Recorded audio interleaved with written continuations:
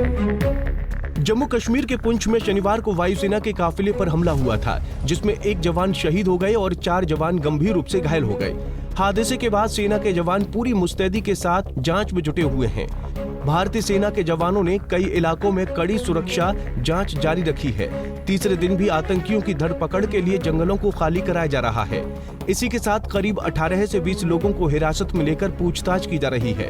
तो वहीं दूसरी ओर पुंछ में हुए हमले में पीपल्स एंटी फासिस्ट फ्रंट का नाम सामने आ रहा है।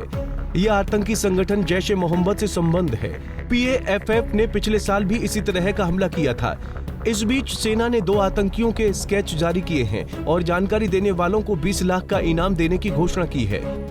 तो दूसरी तरफ आतंकी हमले को लेकर सियासत गरमाई हुई है।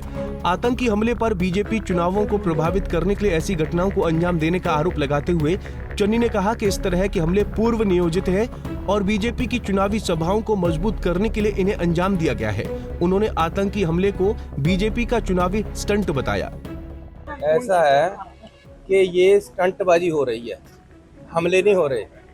पिछली बार भी जब इलेक्शन आते हैं तो ऐसे स्टंट खेले जाते हैं और बीजेपी को जिताने का संविधान तैयार किया जाता है।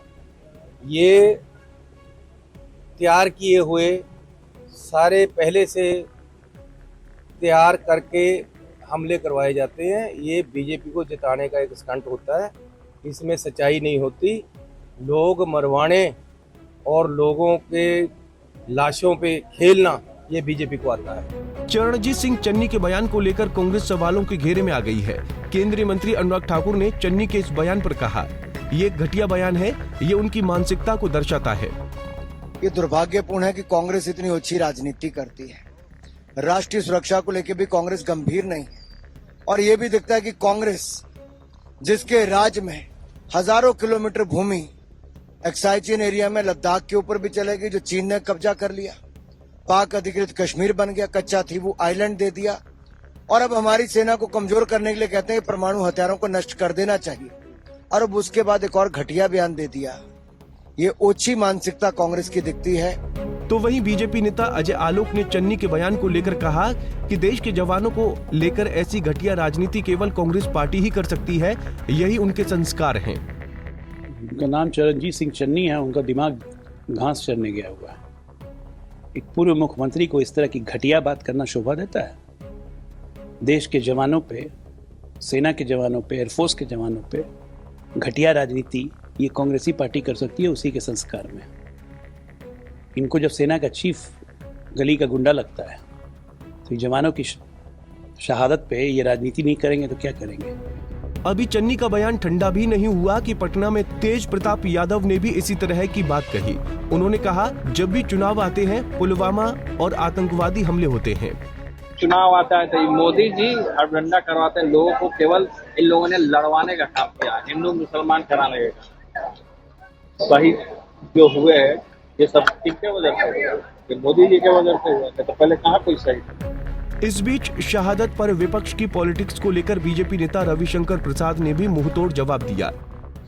अगर देश की सुरक्षा पर इन लोग की यही स्थिति है तो क्या बोले हम?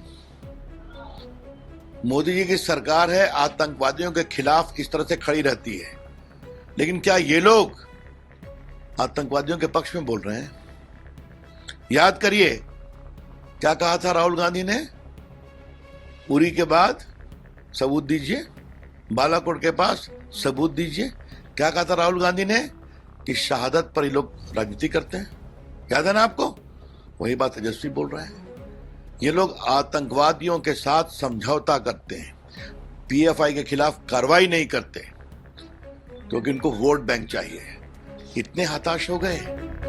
बहरहाल सेना की शहादत पर सवाल उठाकर विपक्ष ने एक बार फिर जता दिया है कि वो इस लोकसभा चुनाव में बीजेपी को पटकनी देने के लिए तमाम पैतरे आजमाएंगे, फिर चाहे लपेटे में भारतीय सेना के शूरवीर ही क्यों न आ जाएं।